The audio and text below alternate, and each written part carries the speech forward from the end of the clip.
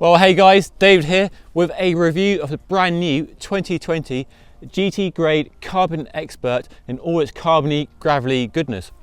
In this video, I'll talk you through all the key details and changes from the old bike. There's nothing to them, it's so skinny. Let's well go for a ride and see how it performs and handles. I mean, you could do this on a road bike, but you probably wouldn't want to. But first, a quick reminder to please subscribe to our channel by hitting the red button down below. If you haven't already, you're missing out on loads of cool videos from us here at road.cc, so hit that red button down below. And with all that said, let's roll the intro and review this bike.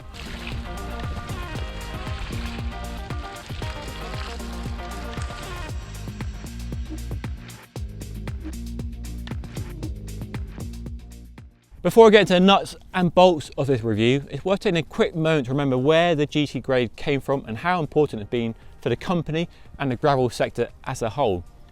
It was first launched in 2014 as a 2015 model year, so yes, it's really been 5 years since this bike was first launched.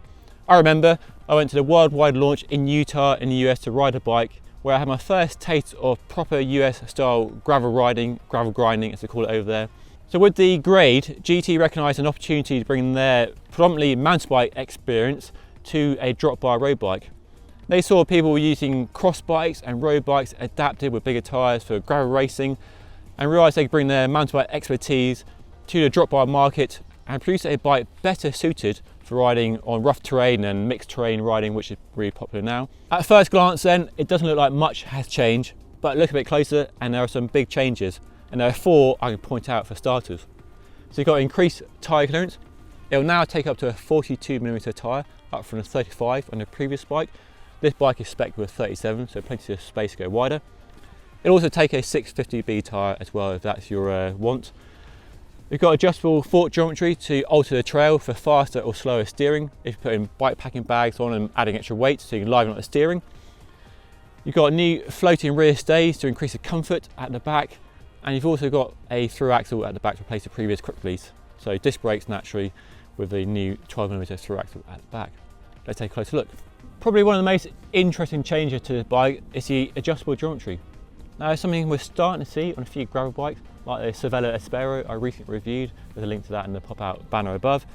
And a few other brands have done the same as well. So you can adjust the fork offset by 15mm by flipping the chip and moving the axle forwards or backwards. And what this does is affect the trail of the geometry in the bike. So you have a 57mm trail in a standard setting with the axle at the rearmost position, but you can shorten the trail to 39mm by putting the axle in the forward position.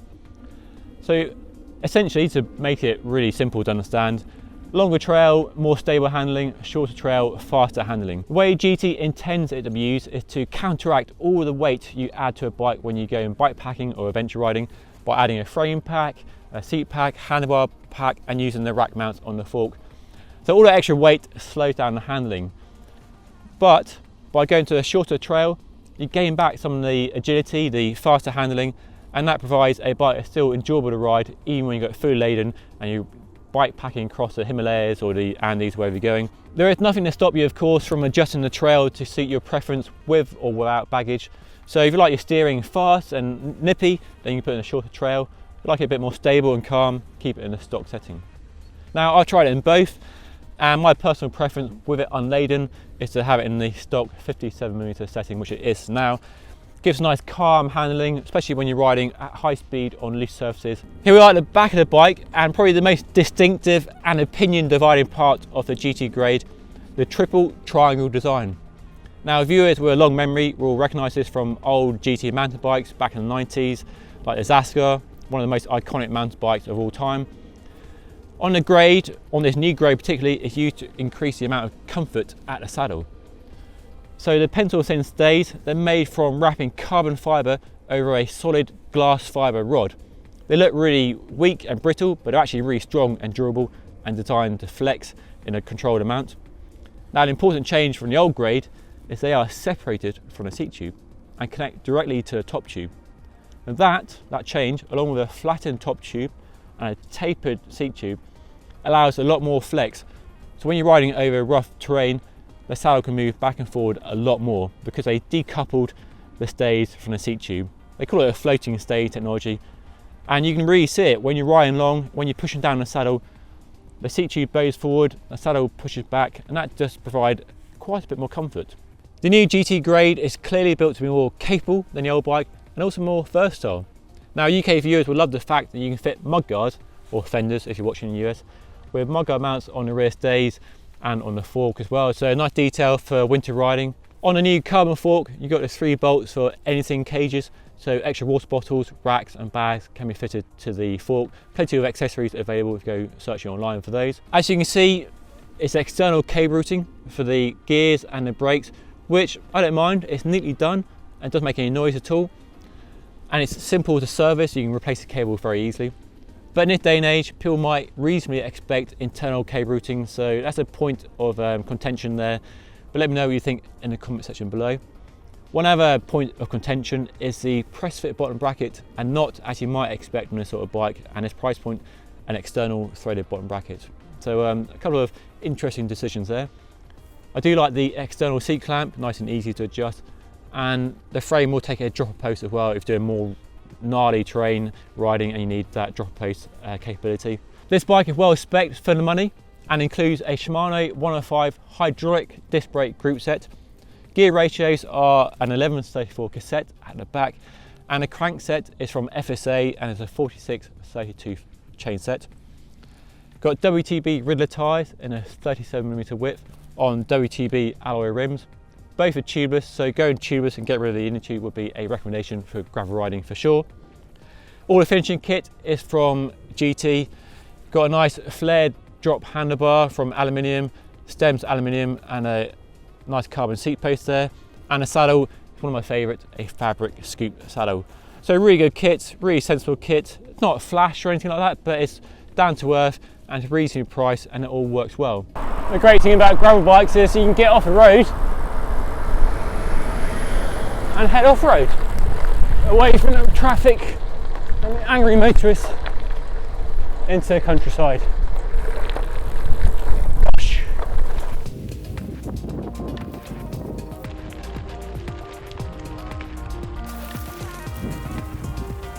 We got pretty rough down there, but the bike's stable. Wasn't sketchy or twitchy at all. A bit muddy down here. Your tyres got plenty of grip though, shouldn't be a problem at all. Pick your line, choose the right gear, and power away. Okay, now that we're off-road guys, I'm going to tell you a bit more about this GT grade. And straight away, you can really feel the benefits of the frame design. With their skinny seat stays and the way they're detached from the seat tube.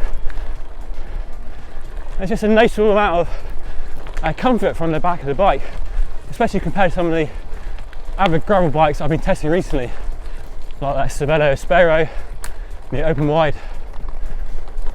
It really does provide a lot more comfort, just isolating you from some of the big impacts when you hit these holes and bigger rocks.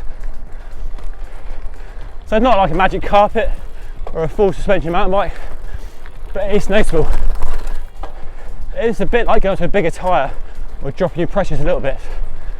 We're not talking a huge amount, but it's there, it's definitely noticeable. Now the other benefit, aside from comfort, is also control. Because the bike is helping to soak up some impacts, you're not being jolted around and shaking off your line so much. They're a lot more stable, a bit planted. You can carry speed better through the corners.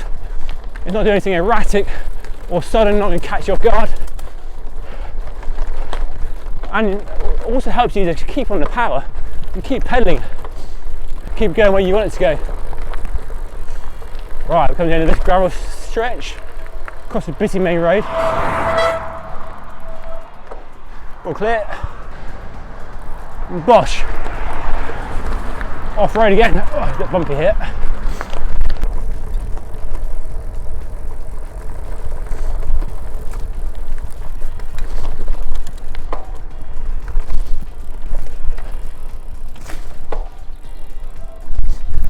Yes, clean the log. Okay, onto a faster bit of gravel, really open up a bit more now. And you can feel the stiffness of the frame the way it transfers power. Get on the pedals. Squats forward, very immediate. And again, that back end is really helping to soak up some of these big impacts here. The steering is nice and relaxed. It's not too... Hello, pheasant. Go on, pheasant. Go on. Go on. Fly away. So as I was saying, the steering is nice and relaxed. It's on the slow side in its default setting of the fork offset, which is adjustable. I just spoke about earlier. Yeah, so it's not too twitchy, not too fast and lively. Ow. And that's what you want on this sort of track. You want the bike to just sit calmly on the trail, not require constant inputs from the steering, keep it going where you want it to go, because you're concentrating on so many things. You move your weight around, trying to absorb some of the bigger holes, look out for wildlife.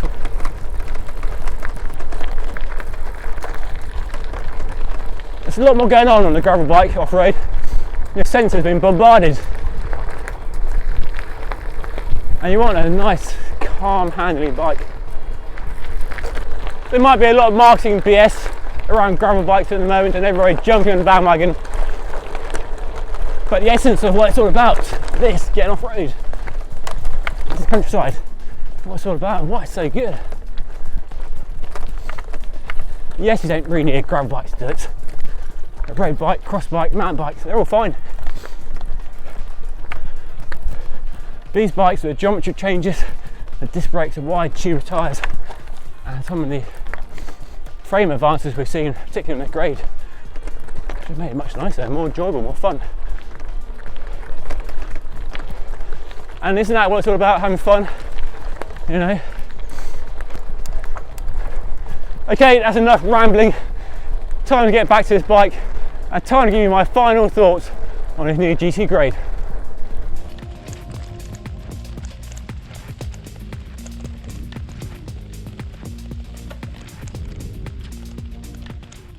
So what's my verdict on the new GT grade? Well, I think it's a thumbs up. This is a really compelling bike. It provides fantastic handling on a range of terrain from gravel to road. Really versatile as well. Got adjustable geometry. You can fit wide tyres, put slick tyres on, put mud guards on. Plenty of rack mounts for bottles and cages and everything you want to fit if you're going adventuring. You can fit a dropper post if you're doing more gnarly off-road terrain. I like the comfort you get from the new floating rear stays. The handling as a whole, it's just a highlight really. It's fast, it's fun, agile, stable, everything you want in a package that doesn't cost a fortune. Got nice wide range gears, powerful hydraulic disc brakes, nice flared drop handlebar and a lovely saddle. So there's really nothing I'd change. Probably the only thing I'd change, go to a wider tyre than the Riddlers that are stocked as spec. These tyres are good compromise for road and off-road, but you can definitely go to a more meaty tyre for getting into proper off-road terrain. But as a package, if you're new to gravel riding, you want to dabble in it, but you want a bike that's versatile, can be used for a lot of different situations, then the grade definitely is a good pick, and at a price that isn't going to hopefully break the bank too much. And if it's too much money, there is a bike starting at £850 as well, but you swap from carbon to aluminium. So yeah, it's been a long overdue update. It's taken them quite a while. They could have done it a year or 2 years ago, but it's here finally. And some sensible updates without ruining the formula of the grade that we have loved here at road.cc. So yeah, done a good job, I think, GT. But now it's time to turn it over to you, and I want to know what you guys think of this new GT grade. Are you loving it? Are you hating it? Got any questions at all? Do put them in the comment section down below. Always love to see your thoughts and opinions on the bikes we're reviewing here at road.cc. But that's all for now. Thank you so much for watching, and I'll see you all again next time.